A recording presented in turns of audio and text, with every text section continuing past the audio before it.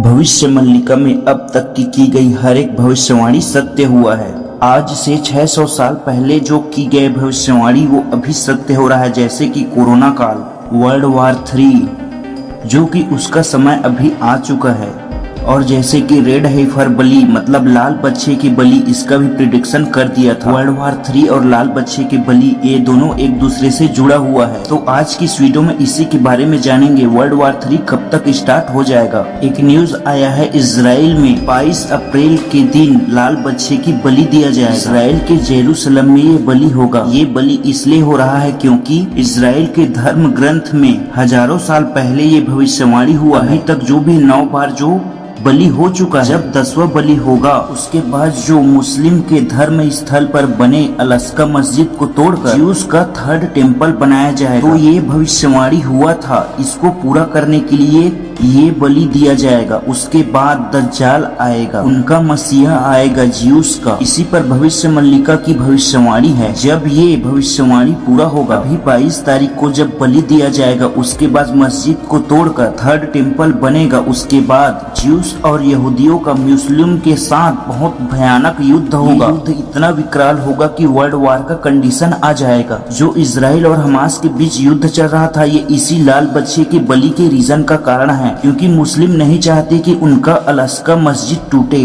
तो भविष्यवाणी 600 साल पहले की गई थी, वो सामने ही पूरा हो रहा है। और अभी इजराइल के ऊपर ईरान ने भी हमला कर दिया है। तो ये एक इत्तेफाक नहीं, बिल्कुल सच हो रहा है। भविष्य मल्लिका में आगे लिखा है, जो मस्जिद टूटने के बाद लाल बच्चे के बलि के बाद जो युद्ध होगा, उसमें दोनों युद्ध में खत्म हो जाएंगे और जो बचे हुए रहेंगे वो इंडिया आकर खत्म हो जाएंगे। भविष्य मल्लिका में महाविनाश का भविष्यवाणी हुआ। लोग एक ही तरीके से नहीं, सभी तरीके से मरेंगे। जैसे कि युद्ध से, धर्म के कारण युद्ध होगा और उसी टाइम कल की अवतार भी आएगा। अगर कोई भगवान बलि मांगता है तो उसको हम भगवान कैसे बोल सकते हैं। बलि होने के बाद अगर कोई आता है जो किसी जीव का बलि मांगता है, वो उसको हम भगवान कैसे मान सकते हैं। बात धर्म की नहीं है। धर्म को एक पल के लिए भूल जाओ कि हम हिंदू हैं, मुसलमान हैं, ईसाई हैं। सच को देखो, तुम मुझ पर विश्वास करो, बलि दो।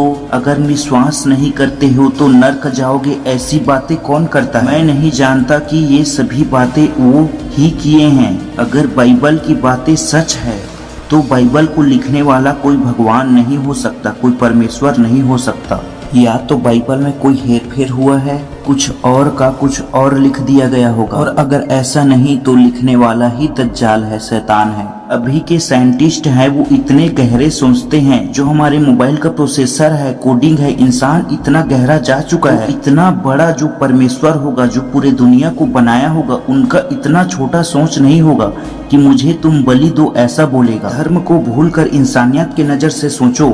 जब हमें छोटा सा चोट लगता है तो हमें कितना दर्द होता है। उस जीव को जब मारेगा, काटेगा, उसको कितना दर्द होता होगा। जीवों को मारना, बलि चढ़ाना ये शैतान का काम है। सच्चा परमेश्वर, सच्चा भगवान कभी ऐसा नहीं चाहेगा।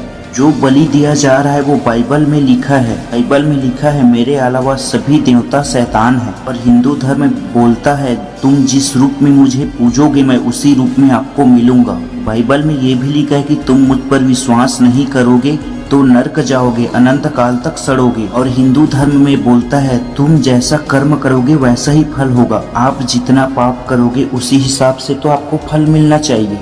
तो मुझे बाइबल की बातें गलत लगता है, जो कि है गलत। बाइबल में लिखा है, तुम अच्छा कर्म करोगे तो भी अगर मुझ पर विश्वास नहीं करोगे तो नर्क जाओगे, मैं ही द्वार हूँ। जबकि सच्चा भगवान ऐसा नहीं बोलता, तुम जैसा कर्म करो वैसे ही मिलेगा। जबकि हिंदू धर्म बोलता है, मुझे पूजा मत करो, तुम सही कर्म करो, सही कर्म ही पूजा है। आप ही सोचो, आप बहुत अच्छे कर्म कर रहे हो बट आप ईसा मसीह का नाम नहीं लिए, तो क्या आप इस छोटे से पाप के कारण अनंत काल तक नर्क में सड़ोगे, हजारों साल तक। ऐसा इंसाफ किसका रहता है। आप अपने आप से पूछो। जो भगवान का कानून है वो सबके लिए बराबर रहेगा। तुम जितना पाप करोगे और जितना पुण्य करोगे उसी हिसाब से आपका फैसला होगा। सिर्फ किसी का नाम ना लेने से आप नर्क नहीं जा सकते। अगर आप अच्छे कर्म करते हो तो आप जरूर स्वर्ग जाओगे, जो कि भगवत गीता में लिखा है, जैसा कर्म करोगे वैसा ही आपका फल मिलेगा, न कि कम या ज्यादा। भगवान का इतना छोटा सोच नहीं रहता कि मेरे लिए बलि दो फिर मैं आऊंगा। अगर उनका वो आएगा तो उसको मैं कभी भगवान नहीं मानूंगा। आप पूजा कर रहे हो और मन में आपका पाप है, आप मांस खाते हो, जीव हत्या करते हो, तो इसको कौन सच मानेगा? कौन भगवान आपको सही मानेगा? और जो मानेगा वो भगवान नहीं शैतान होगा। तो ये थी जानकारी फ्रेंड। तो चलिए मिलते हैं अगले वीडियो में।